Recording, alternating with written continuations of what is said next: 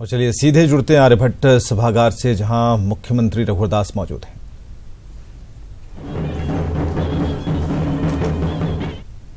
एक सांस्कृतिक झारखंड, जिस संस्कृति की रक्षा के लिए भगवान बिरसा मुंडा ने उलगुलान किए थे। आज का दिन हमको ये संकल्प लेना, एक ऐसा झारखंड जो हमारे प्रधानमंत्री जी ने आह्वान किए कि 2022 तक एक नया भारत, तो नया भारत तभी बनेगा जब नया झारखंड बनेगा। तो इस नए झारखंड बनाने में एक ऐसा झारखंड जहां कोई बेघर ना रहे, कोई बेदवा ना रहे, कोई बेरोजगार ना रहे, कोई अभाव की जिंदगी ना जिए, ऐसा झारखंड बनाने का। और उस झारखंड में जो हमारा अनुसूचित जनजाति समाज है, जो विकास में पीछे है, उसको विकसित समाज के बराबरी में लाना। और हमारी सरकार,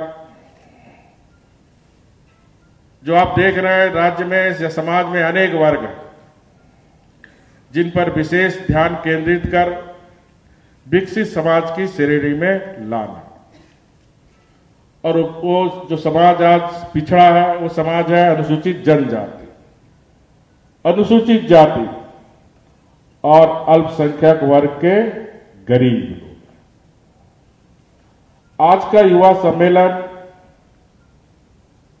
उसी दृष्टि से मेरा इच्छा थी। मैंने माननीय मंत्री जी और सचिव को बहुत दिन से कहे थे कि एक बार ये जो हमारे झारखंड के आदिवासी नौजवान युवतियां जो सोसाइटी के माध्यम से, समूह माध्यम से बनकर एक शक्ति बनकर अपने गांव और समाज में जो परिवर्तन कर रहे हैं, उनके साथ मैं सीधे रूबरू हूं। हमने देखा अभी हमारे एक गोड्डा की बच्ची कितनी अच्छी ढंग से, हमारे रांची के श्री मुंडा, सरायकेला, खरसुआ के भी देखे आप बच्चे यानी अपने अनुभव को हम सबके बीच शेयर किया। और मैं आज दावे के साथ कह सकता हूं कि हमारा आदिवासी समाज अब जग चुका है। अब वो विकास में भागीदारी चाहता है। ये आज के इस सम्मेलन से हमारे नौजवान नवयुवतियों ने, या जो हमारा पशु मित्र जिन्होंने शेयर की, ये जो समाज के प्रति कुछ करने की जज्बा इस सम्मेलन के द्वारा आज हम सबको प्राप्त हुआ।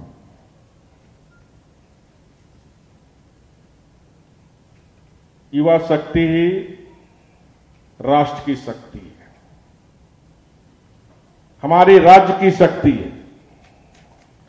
अब बहुत वर्ष पहले मैंने एक किताब में पढ़ा था बाबा आमटे का एक वाक्य,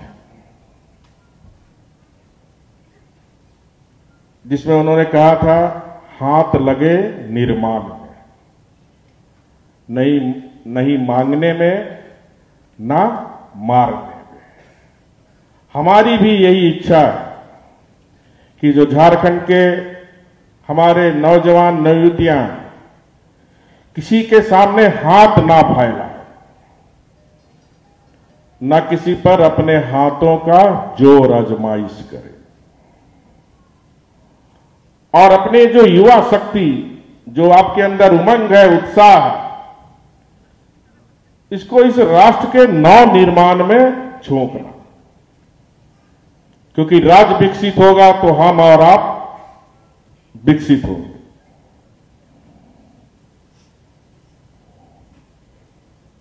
हमारी सरकार ये चाहती है कि जो झारखंड के नौजवान नवयुवतियां हैं, जो हमारे आदिवासी बंधु है, वो सक्रिय सरकार के साथ सहयोगी बने, विकास के हकदार बने और उज्जवल परिणाम को प्राप्त करें। ऐसा स्वप्न साकार करने का ये हमारा भी संकल्प।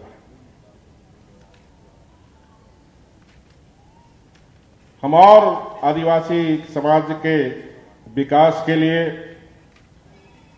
और लंबी छलांग लगाना चाहते हैं, क्योंकि इस आदिवासी समाज को हमें विकसित समाज की श्रेणी में लाना। और इसीलिए आपने देखा होगा जब 15वीं तय कि पूरी टीम के समक्ष हमने जो झारखंड में इतनी बड़ी आबादी में 26% की आबादी जो हमारे आदिवासी समाज के लोग रहते हैं, आज भी विकास के दौर में पीछे। हमने उनसे अनुरोध किया कि इस आदिवासी समाज को विकसित समाज लाने में 15वें वित्त आयोग में हमें अधिक पैसा दिया जाए, ताकि आदिवासी समाज के जीवन में हम बदलाव ला सकें। आज इस सोसाइटी के माध्यम से 669 यूथ ग्रुप विभिन्न क्षेत्रों में, चाहे कौशल विकास की क्षमता हो, चाहे मुर्गी पालन हो, मत्स्य पालन हो, या फिर स्वरोजगार के टेंट, सिलाई कढ़ाई से लेकर विभिन्न क्षेत्रों में काम करते हुए अपने जीवन में बदलाव लाने का काम कर रहे हैं। तो मैं भी आपके उत्साह को देखते हुए मुख्यमंत्री विवेकाधन से ये जो हमारे 669 युवा समूह को 25-25 हजार रुपया देने की घोषणा की, ताकि उत्साहित होकर ये हमारे नौजवान अपने अपने जिले में, अपने अपने प्रखंड में इसको और दायरा को बढ़ाना। इस राज्य को बनाने में कोई भगवान नहीं आएगा बाहर। हमको और आपको मिलकर इस राज्य को विकसित राज्य बनाना है, समृद्धशाली राज्य बनाना, स्वावलंबी राज्य बनाना। और ये काम नौजवान ही कर सकते हैं, क्योंकि राजनीति करने वाले लोग आज तक 70 साल की राजनीति को आप देखें, आपके नाम पर सिर्फ राजनीति करने का काम किया, आपको गुमराह करने का काम किया। लेकिन कोई आपकी विकास, आदिवासी समाज का विकास कैसे हो, आदिवासी नौजवान नियुक्तियां कैसे पढ़े, जो आदिवासी समाज है उसकी गरीबी कैसे समाप्त हो, उसके लिए कौन सी योजना बनाया जाए, आज तक किसी राजनीतिक पार्टी ने इस तरफ ध्यान नहीं दिया। और यही कारण है, मानता हूं कि 70 वर्ष की आजादी के बाद भी आदिवासी समाज विकसित समाज के पीछे, क्योंकि आपको सिर्फ वोट बैंक बनाकर रखा। आपके नाम पर अपनी राजनीति मत पेटी जरूर भरने का काम किया, अपनी अर्थ पेटी भरने का काम किया। लेकिन हमारी सरकार, ये भारतीय जनता पार्टी एनडीए की सरकार, न गरीब के नाम पर राजनीति करना चाहती है, न आदिवासी के नाम पर राजनीति चाहती है। हमारी सरकार गरीब और आदिवासी के जीवन में बदलाव लाने की राजनीति, हम सेवा की राजनीति करते हैं। तो हमने संकल्प लिया, मैं अपनी जिंदगी का संकल्प लिया और हमारी सरकार का संकल्प, ये जो समृद्ध राज्य की गोद में जो गरीबी, इस गरीबी को हम अपनी युवा शक्ति के साथ मिलकर समृद्ध राज्य में हर व्यक्ति में समृद्धि आए, इस सोच के साथ हमारी सरकार, हमारे प्रधानमंत्री जी ने एक और देशवासियों से भगवान के संकल्प से सिद्धि 2022 तक हर प्रति व्यक्ति गरीब का आय को दुगुना करना। ये दुगुना सिर्फ एक खेती करके नहीं होगी, जैसा अभी एक पशु मित्र कह रहे थे, पशुधन। पशुधन हमारा ग्रामीण लाइफलाइन है, और उस पशुधन के लिए राज्य सरकार, चाहे कल्याण विभाग हो, कृषि विभाग हो, ग्रामीण विकास विभाग के माध्यम से, चाहे वो मुर्गी पालन हो, चाहे बकरी पालन हो, चाहे सुअर पालन हो, बहुत सारी योजनाएं राज्य सरकार चला रही।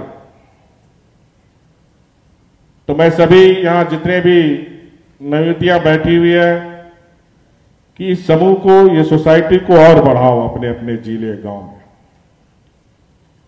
पैसे की कमी नहीं है, गरीब के लिए सरकार को जितना खजाना लुटाना हो सरकार लुटाएगी, क्योंकि ये सरकार एक एक गरीब के वोट से बनी है। मुर्गी पालन आप करिए, सारा अंडा हम लोग स्कूल विभाग खरीद लेगा, कहीं बाजार आपको जाने की जरूरत नहीं। इसलिए सोसाइटी के माध्यम से हर जिले में, प्रखंड में आप मुर्गी सेट सामूहिक रूप से बनाएं। जिस तरह गुमला में, सेलम में चल रहा है, वहां 980 वो सोसाइटी में मेंबर है। हमने एक दीदी से पूछे, बोला सर हम दिन भर में 3-4 घंटा वहां काम करते हैं और 4-5 हजार रुपया कमा लेते हैं। इसको पूरे राज्य में फैलाना। सरकार ने यह भी तय किया कृषि विभाग से, मुर्गी सेट के लिए 1 लाख रुपया और 400 चूजा के लिए 3 लाख रुपया ये सरकार देगी। और जो अंडा उत्पादन होगा उसको कहीं दुमका और रांची के बाजार में आने की जरूरत नहीं है, वहीं बगल के विद्यालय समिति के पास पैसा रहेगा, अंडा वहीं आप अपना बेच दो। दूसरा, बहुत जगह जैसे बरबट्टी संथाल में हिमानी जी बता रहे थे कि 4000 किसान को बरबट्टी लीटी पाड़ा